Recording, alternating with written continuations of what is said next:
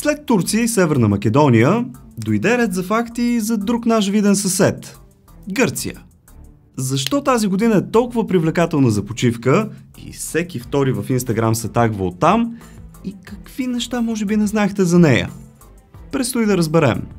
Преди това обаче, пишете ми набързо долу в коментарите, коя да е следващата държава за епизод на 50 невероятни факт. Вие решавате изцяло. И страната, която се повтаря най-много, става на видео. Абонамент за канала, при това с камбанката, би бил силно оценен, пък и така ще получавате известия за минимум 2 видеа всяка седмица. Може да използвате промокодовете за отстъпки в сайтовете Ozon.bg и Yardes, които както винаги са изписани тук и тук, или пък да си вземете някои от мистериозните ми книги. Линкчета към тях оставям долу в описанието. Благодаря ви. Сега трябва да се постарая, защото страшно много хора говорят гръцки. И ето. Кетора се тимусто кефали соне. Ясно.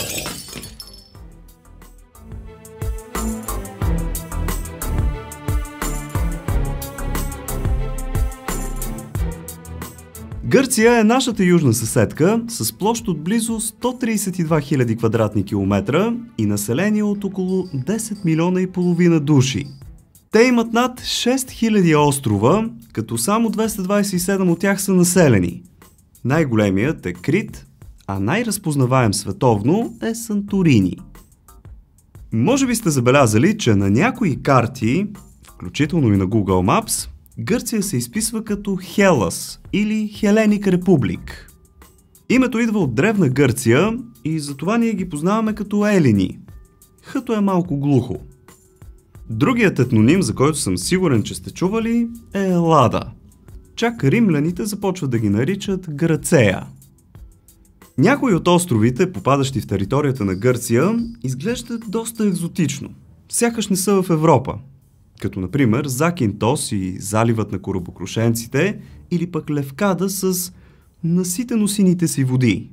Това лято обаче някакъв хит е Миконос, парти дестинацията. Гледам доста снимки на нашенци оттам. Знаехте ли, че 80% от територията на Гърция е планинска? Въпреки че свързваме нашата съседка предимно с плажове и равнини, всеки от вас, който е пътувал натам, със сигурност си спомня завоите и планинските пътища. Всъщност гърците имат 13 600 км брегова ивица, което е вау. Те буквално имат допир до 5 морета и по-голямата част от границата им е морска. Само за сравнение, за да добиете представа, ние сме с точно 378 км брегова ивица. Древна Гърция обаче е била още по-голяма като територия, обхващайки доста големи части от Италия, днешна Турция, както дори и Северна Африка. Столица на държавата, както и най-голям град, е Атина, с население от близо 4 милиона души. Намира се на 800 км южно от София и климатът е доста различен. Държи рекорда за най-висока температура на Балканския полуостров, която е 48 градуса по Целзий на сянка. Изчислява се, че около 40% от населението на държавата живее в Атина. Смята се, че в Гърция има над 120 милиона маслинови дръвчета, някои от които дават плод още от 13 век насам. Всички си мислим, че гърците са най-големият износител на маслини в света, но всъщност рекордьорът в тази категория през последните години е Португалия. Гърците остават втори. И аз сега един бърз въпрос към всички вас. Маслината, плод или зеленчук се води? Пишете ми набързо долу. Много неща в Гърция се въртят около най-високият им връх – Олимп, който е 2917 метра. Има слухове, че в миналото са се опитали да го направят най-високият на Балканите, но си остава с 8 метра по-нисък от Мусала. Сори. Олимпиадата е кръстена на Олимп. Там са живели олимпийските богове, според митологията. Сумати фирми и държавни институции носят също името на най-високата им планина. Общо взето, Олимп е символ. Знаехте ли обаче, че етимологията и значението на думата си остават загадка? Някои смятат, че Олимп идва от лампас, в превод светлина, светкавица. Първата олимпиада е била проведена преди около 2700 години в Гърция и е имала само една дисциплина – бягане на 200 метра. Данните сочат, че чак 20 на години след това започнали да се добавят и други видове игри. Жените обаче все още нямали право да гледат, камо ли да участват. Една от причините била, че участниците се състезавали чисто голи. Дибидюс. Смята се, че гръцкият език, макар и видоизменен днес, е един от най-древните езици, които се говорят активно до ден днешен. Това са над 3500 години. Гръцката азбука, която се използва от света за много различни цели, включително и за обозначаване на щамовете на коронавируса, е датирана на 2800 години. Не на гръцки означава да, така че внимавайте. Охи е не. Всъщност, гърците имат един много интересен празник. Денят на нето. Охидей, който се празнува всяка година на 28 октомври. На този ден, по време на Втората световна война, мисля, че беше 1940, нацистите са искали да влязат в Гърция, но те им казали охи. Така гърците се включват в войната. Броят на туристите в Гърция всяко лято надвишава жителите на държавата. Преди COVID дори са били двойно или тройно повече. Около 30 милиона туристи на година. Този отрасъл гради 30% от икономиката на Гърция и много българи предпочитат да отскочат до там за лятната си почивка. Я ми кажете набързо в коментарите. Вие вече ходихте ли на моренце? И ако отговорът е да, къде бяхте? Вече на няколко места из Гърция забелязвам, че някак си предпочитат дървените стълбове за пренос на електроенергия. И между другото миришат доста странно, защото ги мажат с някакви работи, нали, разбираемо. Ако някой знае защо ги предпочитат пред стоманените или пък бетонните, нека сподели. Именните дни в Гърция се празнуват доста по-пишно, отколкото рождените. Това е така заради силната почит към светците, на които са кръстени. Често дори подаръците за именни дни са доста по-големи от тези за рождените. Над 90% от населението на Гърция изповядва православието. Те са си силно религиозни и християнските традиции там се спазват стриктно до ден днешен. Много често хората, особено американците, бъркат историята на Гърция с тяхната митология. Трябва да се внимава. Древногръцката митология разказва за Зевс, Хадес, Посейдон и сложните взаимоотношения помежду им и жените им. Реално това се явява тяхната религия преди християнството.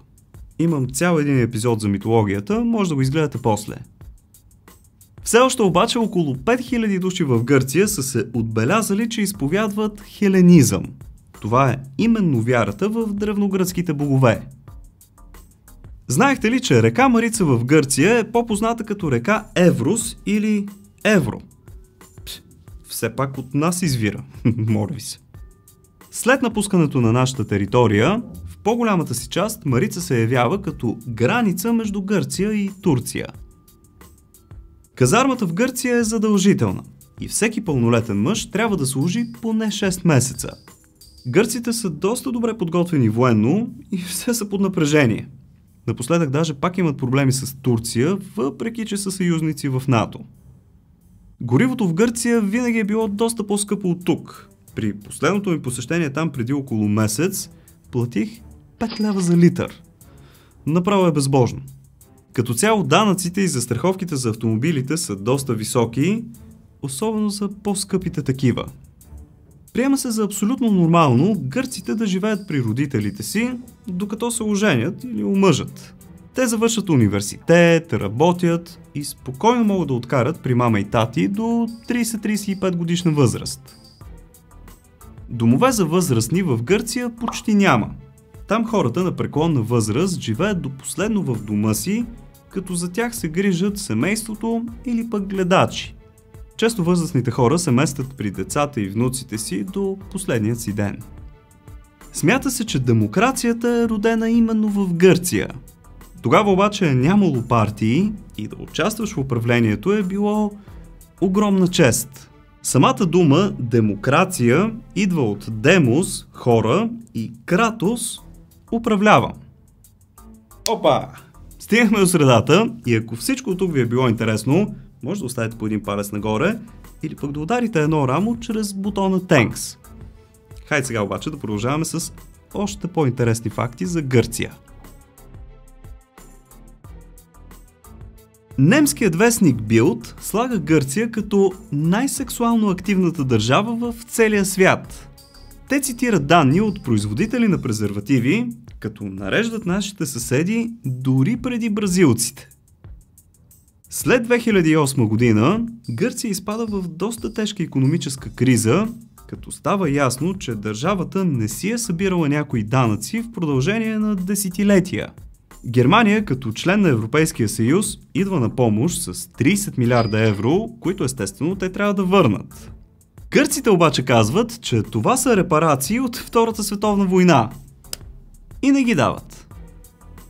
Гърция е държавата с най-много археологически музеи в целия свят. Някои от тях са на открито, като например Партенона. И в повечето жените нямат право да носят високи токчета, за да не увреждат мрамора на древните постройки. Санторини често се споменава като най-красивият им остров. Той обаче се пада гърлото на вулкан, изригнал мощно преди около 3000 години и който все още не е напълно изтинал. Затова и плажовете там не са особено привлекателни. Едни такива тъмни, че дори и червени и с камъни. Между другото, градчетата там, онези красиви бели къщи с сините врати, са единствените в света, разположени от вътрешната страна на вулкан. Те често са пренаселени през лятото и изглеждат по този начин. Голяма блъсканица за една снимка в Инстаграм. Остров Крит обаче за мен лично може би е най-интересен. Освен че според митологията Зевс е роден там, Минотавъра е там и е най-големият им остров, Крит разполага и с розови плажове, които изглеждат наистина феноменално. Несъмнено обаче, една от забележителностите в списъка ми за пътувания е Метеора. Това са 9 манастира, 6 от които са все още действащи, построени на доста високи отвесни скали, приличащи на гъби, от монаси, търсещи уединение в миналото. Узото е гръцката национална алкохолна напитка. На мен лично насона изобщо не ми понаси, само като го помириша дори и ми се повръща, но има един интересен факт свързан с него. Защо се превръща бял, когато се сложи лед или вода в него? Това се нарича ефектът на луж и се получава, когато маслата от анасона се докоснат до молекулите на водата, но те не се разтварят в нея. Помните ли, че на времето преди сумати години в таверните се чупаха чинии? Сега тази традиция е заместена с хвърляне на цветя и то в специализираните заведения, наречени бузуки. Причините за да се спре това трошене, колкото и да не ви се вярва, са туристите, които постоянно се наранявали, защото те не знаят как се прави опа! В нашите дискотеки поне е много по-безопасно. Ние мятаме салфетки. Всеки си мисли, че сиртакито е някакъв древен народен танц, произлизащ от прастари времена, нещо като нашите хора. Сиртакито обаче е танц, създаден едва през 1964 година и то специално за филма Зорба Гъркът. Това не е народен танц, но добива световна популярност и става най-известното им изпълнение. Чак до 1983 година болестта проказа се е считала като официална причина за развод в Гърция. Какво стана с богатство и бедност, здраве и болест? Проказата, между другото, се лекува успешно от 50-те години насам. Самата дума музика, като етимология, произлиза от 9-те музи, дъщерите на Зевс, които са богините на изкуствата. Оттам идва и термина да имаш муза, когато вършиш нещо творческо. Преди да приемат еврото през 2002 година, гърците си имаха валута, която се нарича драхма. Може до мен да видите как са изглеждали преди и да ви кажа честно, като че ли малко наподобяват тези много старите левове. Около 150 000 думи в английския език идват от гръцкия. В България ситуацията е подобна. Ето няколко примера на думи.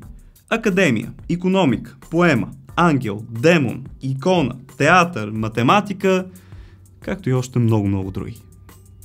Малко хора знаят факта, че българското благодаря е директен превод от гръцкото Евхаристо. Ев е добро, благо, а Харисто дарява. Благо даря. Традицията повелява на сватбения ден в Гърция кумът да обръсне младоженеца с класически бръснач, колкото и непохватен да е. Това символизира доверието помежду им. Имаме си някои сходни такива по-странни обичаи, като например това синьо око против уроки, който между другото е турски. Как се казваше? Бонджу нещо си. Може да ми кажете в коментарите, че се го забравям. Но и другият е да плюеш върху някой детенце и бебенце, пак против уроки. Знаете, че не трябва да махате на гърците здравей ето така, нали? Това буквално е все едно да им покажеш пръст. Или притваряте дланта, или махате ето така. Сократ се счита като най-важен символ в древногръцката философия. Но знаехте ли, че не е оставил никакво писмено творчество? Единствените свидетелства за него са от съвременниците му, както и от ученика му Платон. Гърците, заедно с испаноговорящите държави, са единствените в света, които имат задължителна следобедна почивка, известна като сиеста. Не знам на гръцки как е. Трябва да знаете, че някъде между 2 и 5 часа след обед, повечето хора, както и търговци, се прибират да похапнат и да подремнат малко и нетуристическите села се превръщат направо в призрачни. Едно лично мое наблюдение. Лекарствата и аксесуарите в аптеките като че ли са по-евтини от България и не искат рецепти за някои по-сериозни препарати. За един преглед в туристическата част ни взеха около 10 евро. Спомням си, че в Слънчев бряг балтията беше трицифрена, особено за британците. Както знаем, Спарта се намира на югозапад от Атина и днес могат да се видят реставрирани руини. За съжаление обаче те изобщо не напомнят за предишното величие или пък за силата, демонстрирана във филма 300. Смята се, че втората най-стара играчка на човечеството, освен нали куклите, е йо-йо. Допреди години се смяташе, че то е произведение на древните китайци. Скорошни находки обаче доказаха, че е дело именно на гърците. На 2 острова в Гърция, Хидра и Спецес, няма абсолютно никакви автомобили, нали с изключение на 2-3 таксита. Придвижването там става единствено с коляски, лодки, коне или пък велосипеди. Макар постоянно да чуваме Миконос, Санторини, Закинтос, се оказва, че най-посещаваният от към туристи остров е Родос. Той е дом на едно от чудесата на света – Родоския колос. Макар да съм бил много пъти в Гърция и да съм се консултирал с гърци и хора, които са живели там, все пак може да съм пропуснал някой интересен факт. Ако искате да допълните нещо, което вие знаете, напишете го в коментарите. Но имайте предвид, че митологията и Древна Гърция са съвсем различни теми. Ако видеото ви е харесало, знаете си. Палец нагоре и може да ударите едно рамо чрез бутона Thanks. Абонирайте се супер лесно за канала от кръгчето с моята снимка ето тук горе и не пропускайте камбанката, която ще ви известява, когато кача нещо ново. Ако пък разполагате с още свободно време, което искате да запълните с други интересни факти или знания, може да натиснете на някой от ето тези двете видеа тук. Благодаря ви, че за пореден път бяхте с мен. Чао и мехрити не помени фора!